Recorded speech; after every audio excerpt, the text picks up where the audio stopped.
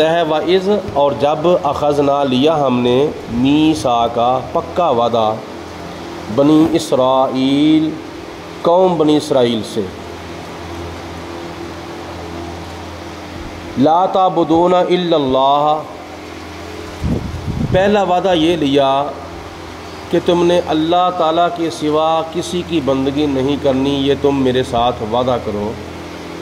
عبادت، بندگی، پوجا صرف اور صرف اللہ کی ذات کی کرنی ہے، اللہ کے سوا کسی کی پوجا نہیں کرنی، نہ کسی درخت کی، نہ کسی پتھر کی، نہ کسی بت کی، مخلوقات میں سے کسی مخلوق کی بھی پوجا نہیں کرنی، بس اللہ کی پوجا کرنی ہے۔ یہ اللہ تعالیٰ نے پہلی قوموں میں سے قوم بنی اسرائیل سے بھی وعدہ لیا تھا۔ عبادت کے لائق چونکہ صرف اور صرف اللہ کی ذات ہے، یہ شروع سے لے کر اب تک اور اب سے لے کر قیامت تک اہل اسلام کا عقیدہ تھا، ہے اور رہے گا کہ اللہ تعالیٰ ہی عبادت کے لائق ہے، اللہ کے سوا کوئی بھی عبادت کے لائق نہیں، چاہے کوئی نبی ہے چاہے کوئی ولی ہے۔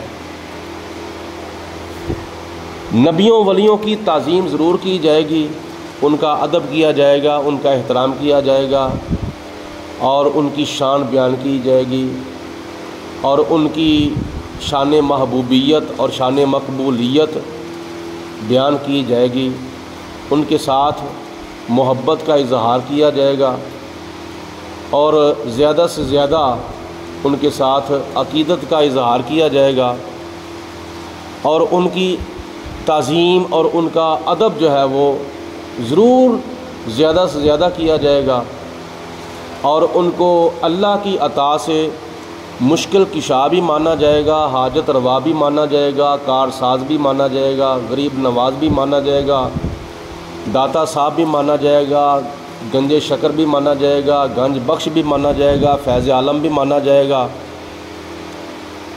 ٹھیک ہے، لیکن ان کو خدا نہیں مانا جائے گا، ان کو الہ نہیں مانا جائے گا، ان کو رب نہیں مانا جائے گا۔ اللہ کی صفت الوہیت جو ہے وہ ان کے اندر نہیں پائی جائے گی، نہیں مانی جائے گی۔ باقی کئی ایسی صفتیں ہیں جو اللہ پاک نے ان کو اپنی صفتوں کا پرتاؤ، اپنی صفتوں کا عکس عطا فرمایا ہے۔ مثلاً اللہ تعالیٰ سنتا ہے، اللہ کے نبی بھی سنتے ہیں، ولی بھی سنتے ہیں۔ اللہ جانتا ہے، اللہ کے نبی بھی جانتے ہیں، اللہ کے ولی بھی جانتے ہیں۔ اللہ تعالیٰ دیکھتا ہے، اللہ کے نبی بھی دیکھتے ہیں، اللہ کے ولی بھی دیکھتے ہیں۔ فرق کیا ہے؟ فرق یہ ہے کہ اللہ ذاتی طور پر دیکھتا ہے اور لامحدود دیکھتا ہے، اور اللہ کے دیکھنے کی کوئی حد نہیں۔ اسی طرح اللہ تعالیٰ کے نبی دیکھتے ہیں، اور اللہ تعالیٰ کے مد مقابل وہ لامحدود نہیں دیکھتے، بلکہ ان کا دیکھنا محدود ہے اللہ کے مد مقابل۔ اللہ جانتا ہے، اور اللہ تعالیٰ ذاتی طور پر جانتا ہے، کسی کے بتانے سے خدا جانتا نہیں، بلکہ اللہ تعالیٰ ذاتی طور پر جانتا ہے اور بے حد جانتا ہے، بے انتہا جانتا ہے، اس کے جاننے کی کوئی حد نہیں۔ اللہ کے نبی ولی بھی جانتے ہیں، لیکن اللہ کی عطا سے جانتے ہیں، اور اللہ کے مد مقابل نبیوں ولیوں کا جاننا محدود ہے۔ اسی طرح دوسری صفتیں ہیں جو اللہ کے نبیوں ولیوں کے اندر پائی جاتی ہیں، اور وہ صفتیں خدا کے اندر ذاتی طور پر پائی جاتی ہیں، اور نبیوں ولیوں کے اندر اللہ تعالیٰ کی عطا سے پائی جاتی ہیں۔ یہ ہمارا عقیدہ ہے۔ باقی الہ صرف اور صرف اللہ ہے، معبود صرف اور صرف اللہ ہے۔ یہ صفت اللہ تعالیٰ نے کسی کو بھی نہیں عطا فرمائی۔ صفت الہ جو ہے نہ کسی نبی کو عطا فرمائی ہے، نہ کسی ولی کو عطا فرمائی ہے۔ دوسرا وعدہ اللہ پاک کی ذات نے قوم بنی اسرائیل سے یہ لیا، وَبِالْوَالِدَيْنِ إِحْسَانًا، اپنے والدین کے ساتھ احسن سلوک کرو، اپنے والدین کے ساتھ حسن سلوک کرو۔ رشتہ داروں میں سب سے پہلے والدین کا رشتہ ہے، یہ سب سے مقدم رشتہ ہے۔ حسن سلوک کے لحاظ سے اللہ پاک کی ذات نے والدین کے رشتے کو سب سے پہلے ترجیح دی ہے۔ ویسے جب خدا کی ذات بابرکات نے رشتوں کو پیدا کیا تھا تو اس وقت پہلے والدین کے رشتے کو پیدا نہیں کیا تھا۔ سب سے پہلے رشتہ اللہ پاک نے شوہر اور بیوی کا پیدا فرمایا تھا، وہ بھی جنت کے اندر۔ سب سے پہلے جو رشتہ اللہ پاک نے پیدا کیا تھا، جو قائم کیا تھا، وہ بیوی اور شوہر کا رشتہ تھا، اور وہ بھی جنت کے اندر قائم کیا تھا۔ آگے خدا نے تیسرا وعدہ قوم بنی اسرائیل سے یہ لیا، وذیل قربا، اور قریبی رشتہ داروں سے بھی حسن سلوک کرنا ہے۔ قریبی رشتہ دار وہ سب سے پہلے اگر اوپر دیکھا جائے تو والدین ہیں، اور اگر نیچے دیکھا جائے تو اولاد ہیں، دائیں بائیں دیکھا جائے تو بہن بھائی ہیں۔ اوپر والے رشتے جو قریبی ہیں وہ ماں کا رشتہ ہے، باپ کا رشتہ ہے، اور پھر ان سے اوپر جو ہے وہ والدین کے والدین ہیں، یعنی دادا دادی اور نانا نانی، یہ اوپر والے رشتے ہیں۔ ان سے بھی اللہ پاک نے حسن سلوک کرنے کا حکم دیا ہے۔ اور جو نیچے والے رشتے ہیں، بیٹیاں اور بیٹے یعنی اولاد، اور آگے اولاد کی اولاد، بیٹوں کی بیٹیاں اور بیٹوں کے بیٹے یعنی پوتے اور پوتیوں کے ساتھ بھی حسن سلوک کرنا ہے، اور بیٹی کے بیٹے اور بیٹی کی بیٹیاں یعنی نواسے اور نواسیوں کے ساتھ بھی حسن سلوک اللہ پاک نے فرمایا ہے کہ کرنا ہے۔ اور جو دائیں بائیں والے رشتے ہیں، بہن اور بھائی، ایک قریبی بہن بھائی ہیں، ایک دور کے بہن بھائی ہیں۔ قریبی بہن بھائی وہ ہیں کہ جو ماں کی طرف سے بھی سگے ہیں اور باپ کی طرف سے بھی سگے ہیں، اور رضاعت کے لحاظ سے بھی سگے ہیں۔ رضاعت یعنی دودھ شریک بھائی اور دودھ شریک بہن، جس کو رضائی بہن بھائی کہتے ہیں۔ ایک حقیقی بہن بھائی ہوتے ہیں، الاتی ہوں یا اخیافی ہوں، اور ایک رضائی بہن بھائی ہوتے ہیں، یعنی جو دودھ شریک بہن بھائی ہوتے ہیں۔ ان سے بھی اللہ پاک نے حسن سلوک کرنے کا حکم دیا ہے۔ اور کچھ بہن بھائی ہیں جو دور کے ہیں، جیسے چاچے کا بیٹا، چاچے کی بیٹی، تائی کا بیٹا، تائی کی بیٹی، مامے کا بیٹا، مامے کی بیٹی، پھپھو کا بیٹا، پھپھو کی بیٹی، خالہ کا بیٹا، خالہ کی بیٹی، یہ وغیرہ وغیرہ، جس کو کزن کہتے ہیں۔ تو ان سے بھی اللہ پاک نے حسن سلوک کرنے کا حکم دیا ہے۔ چوتھا وعدہ اللہ پاک نے یہ لیا، والیتاما، اور یتیموں سے بھی حسن سلوک کرنا ہے۔ عام طور پر یتیم کس کو کہا جاتا ہے؟ جس کے ماں باپ فوت ہو جائیں وہ یتیم ہے۔ تو ہر وہ اولاد جس کی ماں فوت ہو جائے یا جس کا باپ فوت ہو جائے وہ یتیم نہیں ہوتا۔ شریعت کی اصطلاح میں یتیم وہ ہے کہ جس کے ماں باپ فوت ہو جائیں اور ان بچوں کی ماں بیوہ ہو جائے اور ان کو کما کے لانے والا کوئی نہیں دیتا، ان کی آمدنی کا ذریعہ نہیں ہے، ان کا ذریعہ معاش کوئی نہیں، اور کوئی بھی بہن بھائیوں میں رشتہ داروں میں ان کے ساتھ اس طرح کا تعاون نہیں کرتا، تو وہ بچے جو ہیں نا چھوٹے، خود کما بھی نہیں سکتے، اپنے پاؤں کے اوپر کھڑے بھی نہیں ہوئے، تو ان کو شریعت کی اصطلاح میں یتیم کہا جائے گا۔ جن کے والدین فوت ہو گئے ہیں وہ بچے، وہ بچیاں اگر اپنے پاؤں کے اوپر کھڑے ہیں، کماتے بھی ہیں، ان کا ذریعہ آمدنی بھی ہے، تو وہ شریعت کی اصطلاح میں یتیم نہیں ہے۔ نہ ان کو زکوٰۃ لگے گی، نہ ان کو کوئی خیرات لگے گی۔ زکوٰۃ اور خیرات ان کو لگے گی کہ جن کے والدین فوت ہو گئے ہیں اور ان بچوں کا آمدنی کا کوئی ذریعہ نہیں ہے تو ان کو زکوٰۃ اور خیرات لگے گی۔ اسی طرح بیوہ ہے جس کا خامد فوت ہو گیا ہے، اگر اس بیوہ کے ساتھ بھی اس کے بہن بھائی اچھا خاصا تعاون کرتے ہیں، اس کو کوئی کمی محسوس نہیں ہونے دیتے، تو پھر وہ زکوٰۃ کی یا خیرات کی حقدار نہیں ہے۔ زکوٰۃ کی اور خیرات کی حقدار یا شریعت کی اصطلاح میں بیوہ وہ ہے جس کو کوئی کما کے دینے والا نہیں ہے، جس کا کوئی ذریعہ آمدنی نہیں ہے۔ باقی جس کا اچھا خاصا وقت گزر رہا ہے، ٹھیک گزر رہا ہے، تو وہ بیوہ بھی شریعت کی روشنی میں بیوہ نہیں ہے، وہ بچے بھی شریعت کی روشنی میں یتیم نہیں ہے۔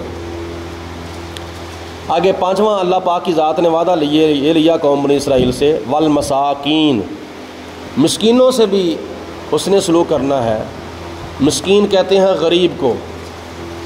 شریعت کی اصطلاح میں مسکین وہ ہے جس کے پاس صبح کے وقت کا کھانا ہو اور شام کا نہ ہو، اور شام کا ہو صبح کا نہ ہو۔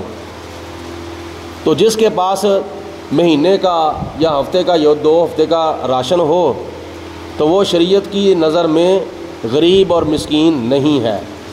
ایسے لوگوں کو مانگنا نہیں چاہیے۔ مانگنے کی اجازت اس کو ہے جس کے پاس صبح کا کھانا ہو اور شام کا نہ ہو۔ آگے چھٹا وعدہ اللہ پاک کی ذات نے ان سے یہ لیا، وَقُولُوا لِلنَّاسِ حُسْنًا، اور لوگوں سے بات کرو تو اچھی بات کرو، سونی پیاری بات کرو۔ وَقُولُوا، گفتگو کرو لوگوں سے تو اچھی گفتگو کرو۔ اس گفتگو سے، اس بات سے مراد نیکی کی دعوت ہے، برائی سے منع کرنا، نیکی کا حکم دینا، اور یہی امت مصطفیٰ کی خصوصیات میں سے ایک خصوصیت ہے۔ کنتم خیر امۃ اخرجت للناس تأمرون بالمعروف وتنہون عن المنکر، کہ اے امت مصطفیٰ تم تمام امتوں سے بہتر ہو، کیونکہ تم گھر سے اس لیے نکالے گئے ہو کہ تم لوگوں کو نیکی کا حکم دیتے ہو اور برائی سے منع کرتے ہو۔ نیکی کا حکم دینا اور برائی سے منع کرنا، یہ وَقُولُوا لِلنَّاسِ حُسْنًا سے مراد ہے، یعنی نبی پاک علیہ الصلوۃ والسلام کی شریعت کے مسائل بیان کرنا، اللہ تعالیٰ کی توحید بیان کرنا، نبی پاک علیہ الصلوۃ والسلام کی رسالت بیان کرنا، صحابہ کی صحابیت بیان کرنا، اور تابعین کی تابعیت بیان کرنا، ولیوں کی ولایت بیان کرنا، غوثوں کی غوثیت بیان کرنا، کتبوں کی کتبیت بیان کرنا، پاکی پلیدی کے مسائل بیان کرنا، حرام حلال کے مسائل بیان کرنا، جائز ناجائز کے مسائل بیان کرنا، اور یہ جتنا بھی تعلق ہے نا نیکی کے کاموں کا حکم دینا یا برائی سے منع کرنا، یہ سارے کے سارے معاملات وَقُولُوا لِلنَّاسِ حُسْنًا کے اندر داخل ہیں۔ کتنے وعدے ہو گئے؟ کتنے وعدے ہو گئے؟ 1 2 3 4 5 6۔ 7واں وعدہ اللہ پاک کی ذات نے ان سے یہ لیا، وَأَقِیمُوا الصَّلَاةَ، اور نماز کو قائم رکھو، نماز کی پابندی کرو۔ نماز جس طرح ہمارے اوپر اللہ پاک کی ذات نے فرض کی ہے، اس طرح پہلی امتوں پر بھی نماز فرض تھی، بلکہ روایات میں آتا ہے کہ فجر کی نماز حضرت آدم علیہ السلام کی یادگار ہے، ظہر کی نماز حضرت ابراہیم علیہ السلام کی یادگار ہے، عصر کی نماز حضرت عزیر علیہ السلام کی یادگار ہے، مغرب کی نماز حضرت ایوب علیہ السلام کی یادگار ہے، اور عشاء کی نماز ہمارے پیارے آقا مولا حضرت محمد مصطفیٰ صلی اللہ علیہ وسلم کی یادگار ہے کہ یہ 5 وقت کی نماز ہمارے اوپر فرض ہے، اور مختلف تعداد اور مقدار کے مطابق پہلی امتوں پر بھی نماز فرض تھی۔ کسی کے اوپر 2 نمازیں فرض تھی، کسی کے اوپر 4، کسی کے اوپر 5، کسی کے اوپر کتنی، کسی کے اوپر کتنی۔ تو اللہ پاک نے ہمارے اوپر اتنی تعداد نمازوں کی فرض فرمائی ہے، نہ وہ کم ہے نہ وہ زیادہ ہے، وہ درمیانی تعداد ہے، وَأَقِیمُوا الصَّلَاةَ اور نماز کی بھی پابندی کرو، وَآتُوا الزَّکَاۃَ اور زکوٰۃ بھی ادا کرو۔ یہ 8واں وعدہ ہے، وَآتُوا الزَّکَاۃَ اور زکوٰۃ بھی ادا کرو۔ زکوٰۃ ہماری زکوٰۃ میں اور ان کی زکوٰۃ میں کیا فرق ہے؟ زکوٰۃ ہم پر بھی فرض ہے اور زکوٰۃ ان پر بھی فرض تھی، لیکن فرق یہ ہے کہ ہمارے اوپر زکوٰۃ کا جو کل مال ہے نا، کل مال کا 40واں حصہ فرض ہے۔ زکوٰۃ ادا کرنے کے لیے کل مال کا 40واں حصہ زکوٰۃ دینا فرض ہے، لیکن پہلی امتوں پر کل مال کا 1/4 حصہ زکوٰۃ ان کے لیے ادا کرنا واجب تھی۔ یعنی 4 حصے کیے جاتے تھے، 3 حصے اپنے پاس رکھتے تھے، 1 حصہ اللہ تعالیٰ کی راہ میں بطور زکوٰۃ ادا کرتے تھے۔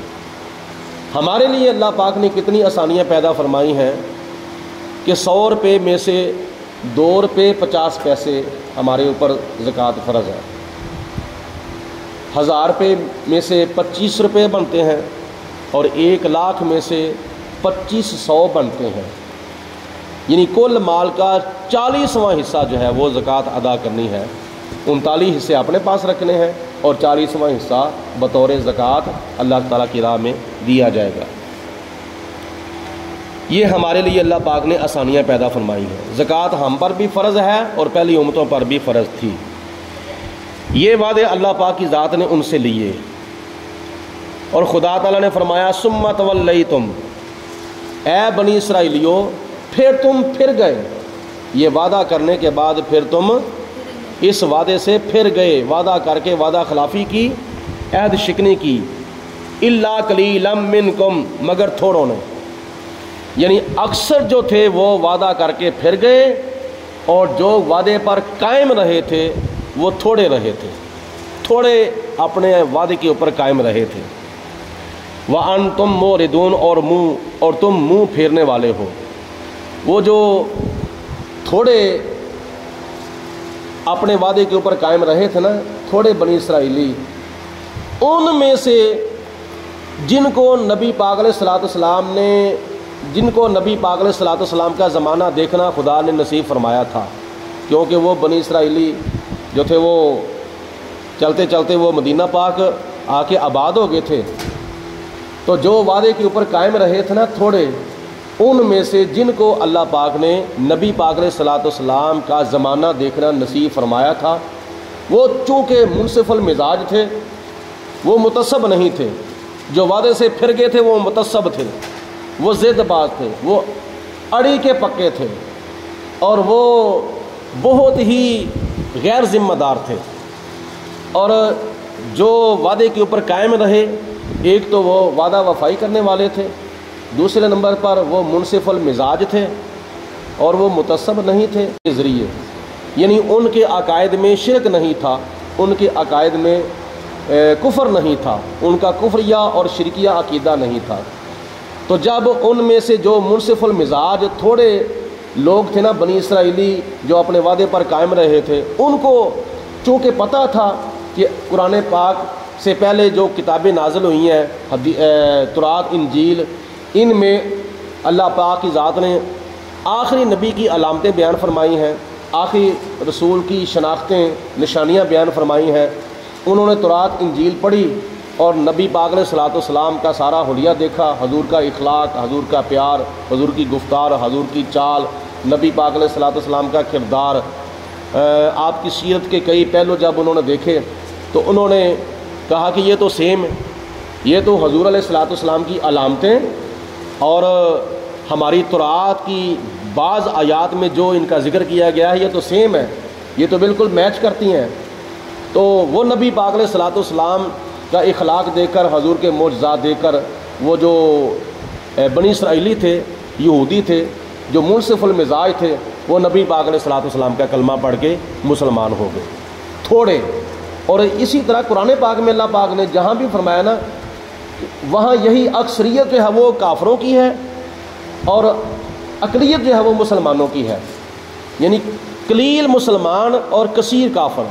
آج دنیا کے اندر بھی یہی چیز نظر آ رہی ہے کہ اگر پوری دنیا کے انسانوں کی جو آبادی اگر تقریباً 8 ارب ہے تو ان 8 ارب دنیا کی آبادی میں سے تقریباً 2 ارب مسلمان ہیں، باقی سارے کافر ہیں، دنیا کے اندر ہے۔ لیکن قیامت کے دن نبی پاک علیہ الصلوۃ والسلام نے ارشاد فرمایا کہ کافروں کے علاوہ، مشرکوں کے علاوہ ساری نبیوں کی امتوں کو جب اکٹھا کیا جائے گا تو ان ساری امتوں کی جو صفیں ہیں نا وہ 120 ہوں گی، ان میں سے 80 صفیں صرف اور صرف امت مصطفیٰ کی ہوں گی، اور 40 صفیں جو ہوں گی وہ حضرت آدم علیہ السلام سے لے کر حضرت عیسیٰ علیہ السلام تک تمام نبیوں کی امتوں کی ہوں گی۔ یہ قیامت کے دن اللہ پاک اپنے پیارے محبوب کی شان کا ایک مظاہرہ فرمائے گا امت مصطفیٰ کی شکل میں، اور بھی کئی اس طرح کے مظاہرے حضور علیہ السلام کی شان کے ہوں گے کہ اللہ پاک اپنے محبوب کو کیا فرماتا ہے، وَلَلْآخِرَةُ خَيْرٌ لَكَ مِنَ الْأُولَىٰ، اے میرے رسول آپ کی شان کا بول بالا دن بدن زیادہ ہوتا جائے گا۔